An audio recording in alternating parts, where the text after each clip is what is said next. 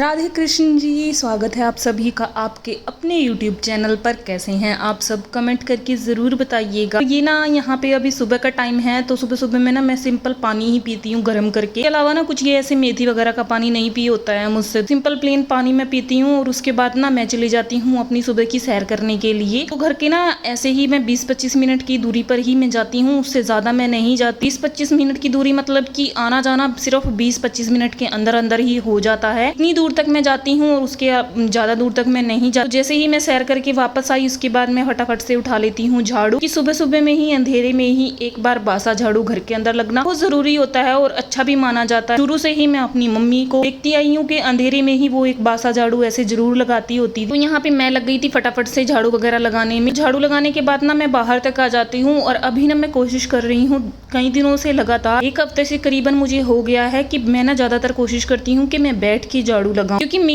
मेरी हाइट है 5 foot 3 inch और मेरा वेट अभी 57 kg। तो मुझे अपना वेट करना है 50 to 55 kg के अंदर, मतलब कि इसके बीच में 51-52 होता रहे। इससे मुझे कोई भी परेशानी नहीं, इससे मुझे थोड़ा सा कम करना है क्योंकि मेरे 2 बार सी सेक्शन हो चुके हैं। वैसे तो कुछ भी ऐसे प्रॉब्लम नहीं है मुझे, मैं बिल्कुल ठीक हूँ, ओके हूँ, एक्सरसाइज वगैरह मैं खूब अच्छे से कर सकती हूँ। लेकिन मैं धीरे धीरे ही कोशिश करती हूँ और मुझे अपना ज्यादा वजन कम भी नहीं करना है, क्योंकि वजन ज्यादा पतले भी फिर अच्छा नहीं लगता है एकदम। हस्बैंड तो बोलते हैं कि मुझे तो तुम ऐसे ही अच्छी लगती हो और ज्यादा पतली तो बिल्कुल भी नहीं, क्योंकि फिर ना यही होता है कि गांव वगैरह में तो ऐसे टोकना भी शुरू कर देते हैं। अगर ज्यादा मोटे हो जाओ तो बोलने लग जाएंगे कि कितनी मोटी हो गई है, कोई टेंशन नहीं है। और फिर अगर ज्यादा पतले हो जाओ तो बोलते हैं कुछ खा पी लिया करो, कितनी पतली तुम हो गई हो, इतनी टेंशन मत लिया करो। तो ऐसे ही होता है। लेकिन फिर मैंने देखा भी, सर्च भी किया, इतनी हाइट पे मेरा वेट सिर्फ 50 या 52 के बीच में ही हो तो ठीक रहता है बिल्कुल। और ना फिर मैं ज्यादा हैवी वगैरह भी ऐसे कुछ एक्सरसाइज वगैरह नहीं करती हूँ। नॉर्मली मैं थोड़ी बहुत एक्सरसाइज, लेकिन हाँ मैं डेली कपालभाति और अनुलोम विलोम 25 से 30 मिनट तक करती हूँ। तो यही होता है सुबह का मेरा 1 घंटा। तो मैं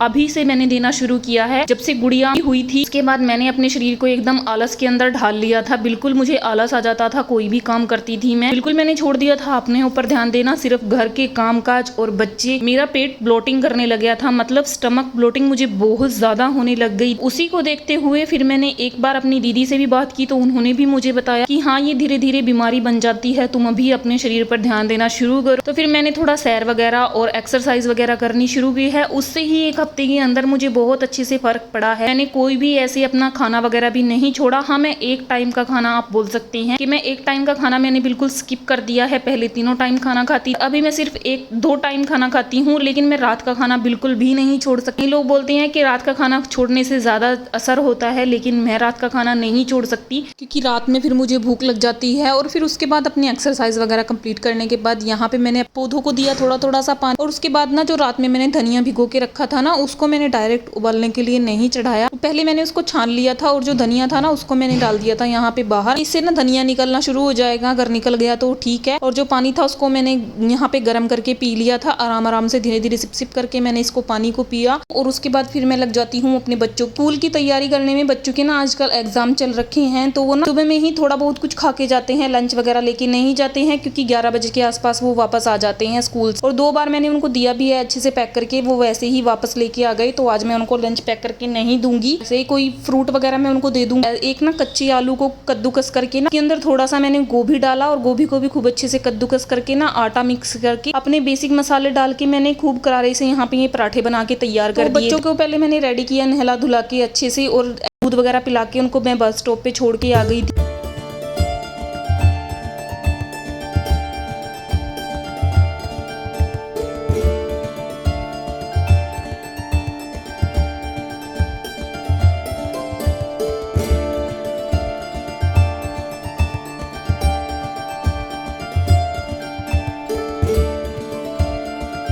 शुरू हुआ मेरा सफाई अभियान। तो पहले तो ना मैंने दोनों कमरों की बेडशीट वगैरह को चेंज करके ना मैंने डस्टिंग वगैरह कर दी थी बेड की भी दोनों तरफ। और ये देखिए कितने सारे जाले निकले हैं ना, यहाँ जालियां जो बनी हुई हैं। और उसको करते करते ना मैं बाहर आ गई थी। जो बीच वाला कमरा है ना, इसमें डस्टिंग के नाम पर सिर्फ ये अलमारी ही है मेरी, तो इसी को मैंने साफ कर दिया था। और यहाँ पे गेस्ट रूम वगैरह भी बिल्कुल साफ है, क्लीन है, इसको भी मैंने खूब अच्छे से साफ कर दिया है। किचन को भी मैंने साथ के साथ जब मैं बर्तन वगैरह धो रही थी तो मैंने साफ कर दिया था। और ये अंदर जो ब्रश आप देख रहे हैं ना, जो मैं जिससे मैं ये जालियाँ साफ़ कर रही हूँ दरवाजे। तो ये ना वो पेंट वाला ब्रश होता है जिससे पेंट करते हैं भैया, तो वही था मेरे पास, उसको मैंने अच्छे से साफ़ वगैरह करके रख लिया था कि इससे ना ये जो जालियाँ होती हैं बारीक बारीक सी, बहुत अच्छे से डस्ट इनके अंदर से निकल जाती है इस ब्रश से। तो इसी से हमेशा ही मैं अपने दरवाजे वगैरह साफ़ करती हूँ और बाद में पल कपड़े से मैं साफ़ कर देती हूँ। तो जब मैं बाहर ये वाली खिड़की के पास आती हूँ ना, बहुत अच्छा मुझे फील होता है क्योंकि यहाँ पे आके ना एंड हो जाता है मेरी डस्टिंग वगैरह का और मुझे ना बड़ी ही रिलैक्समेंट फील होती है कि चलो अब डस्टिंग खत्म, अब नेक्स्ट हो जाता है शुरू मेरा पोछा लगाने का काम। तो फटाफट से मैं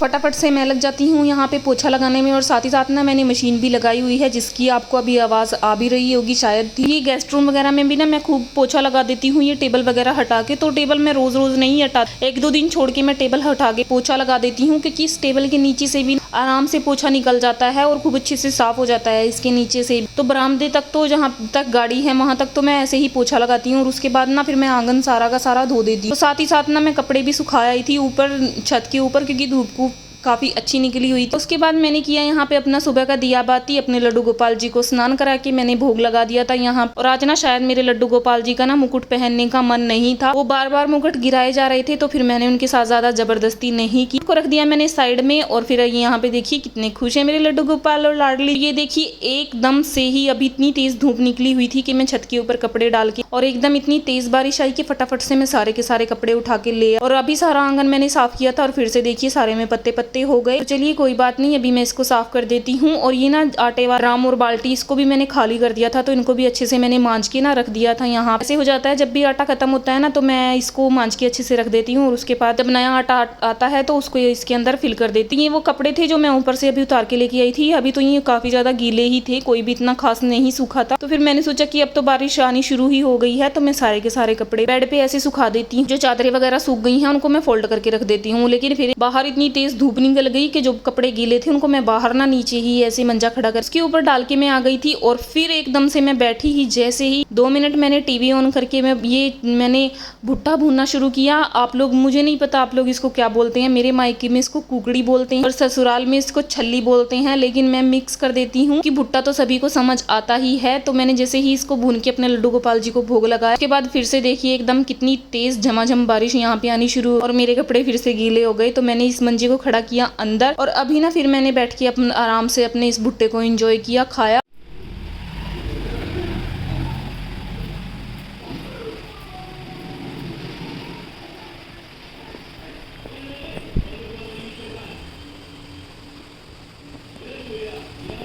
ये ना घर का है, हमारे खेत का है, मतलब खेतों में ये लगे हुए हैं, बिल्कुल ऑर्गेनिक है, बहुत ही अच्छा इसका मीठा मीठा सा टेस्ट होता है। तो बिल्कुल नींबू वगैरह के बिना बिना ये बहुत अच्छा लगता है। और उसके बाद ना फिर हस्बैंड भी आ गए थे भीगे हुए, बिल्कुल बारिश में वो भीगे हुए थे। फिर उन्होंने आके अपने फटाफट से कपड़े वगैरह चेंज किए और फिर मैंने यहाँ पे तैयारी शुरू कर दी थी दोपहर के खाने की। तो मैंने तो सिंपल दाल बनाई हुई थी अपने लड्डू गोपाल जी के लिए और चावल भी मैं बनाने वाली थी। तो फिर उन्होंने बोला कि चावल नहीं खाने और भी सब्जी साथ में अगर है तो बना लो। तो फिर मैं गोभी रखी हुई थी मेरे पास थोड़ी, उसी को मैंने कट कर लिया। तो फिर ये बोलने लगे कि चलो तुम आटा वगैरह लगा लो, तब तक मैं तड़का लगा देता हूँ सब्जी को। सारी तैयारियां यहाँ पे मैंने करके रखी हुई थी, मसाला वगैरह सब। सिर्फ खड़े होकर ना इनको ऐसे ही कड़छी लानी होती है और इसमें इनको पता नहीं क्या अच्छा लगता है, शायद इनको ये तड़का वगैरह लगाना। तो हमेशा ही आके ऐसे मुझे बोलने लग जाते थे। तो यहाँ पे ना कुछ मैंने अपने लड्डू गोपाल जी के लिए मीठी सेमियां भी बना दी थी दूध वाली, क्योंकि ये ना अच्छी लगती हैं बहुत। और मैं ना हर दूसरे तीसरे दिन ऐसे कुछ मीठा अपने लड्डू गोपाल जी के लिए बनाती रहती, कभी खीर, बेसन के लड्डू या फिर फिर ये सेमिया मैं बना देती हूँ। हलवा वगैरह भी हफ्ते के मतलब 1-2 दिन ही छोड़ती हूँ मैं, जिस दिन कुछ ऐसा ना बनाऊँ ना, हमेशा ही अपने लड्डू गोपाल जी को मीठा मीठा बना के मैं खिलाती रहती हूँ। उसके बाद फिर बच्चे भी आ गए थे स्कूल से, तो हस्बैंड लग गए थे यहाँ पे एक तरफ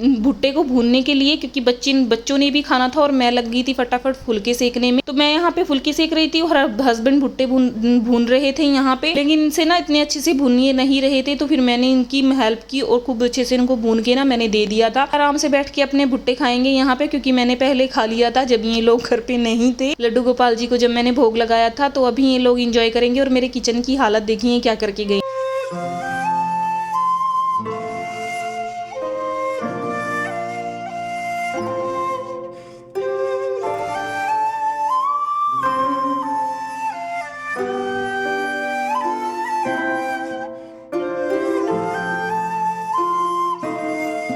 चलिए कोई बात नहीं, इसको बाद में साफ करेंगे। अभी फटाफट से अपनी बाकी रोटियां भी मैं सेक लेती हूँ। और उसके बाद ये कर रहे हैं यहाँ से बैठ के आराम से अपने भुट्टे को एंजॉय। और गुड़िया भी खूब अच्छे से खाती है इसको। अभी पहले मैंने ना अपने लड्डू गोपाल जी को दाल के साथ सिंपल फुलके का भोग लगाया, और उसके बाद फिर मैंने इनको खिलाई थी मीठी मीठी सेमियां। बाद में फिर मैंने सभी का यहाँ पे खाना लगा दिया था, गोभी की सब्जी, दाल, गर्मा गर्म फुलके। उम्मीद करती हूँ आप सभी को मेरा ब्लॉग पसंद आया होगा। अच्छा लगा है तो प्लीज एक छोटा सा लाइक कर दीजिएगा, और मेरे चैनल पर नए हैं तो सब्सक्राइब किए बिना बिल्कुल मत जाइएगा। मैं मिलती हूँ आपसे नए व्लॉग के साथ, तब तक के लिए राधे राधे।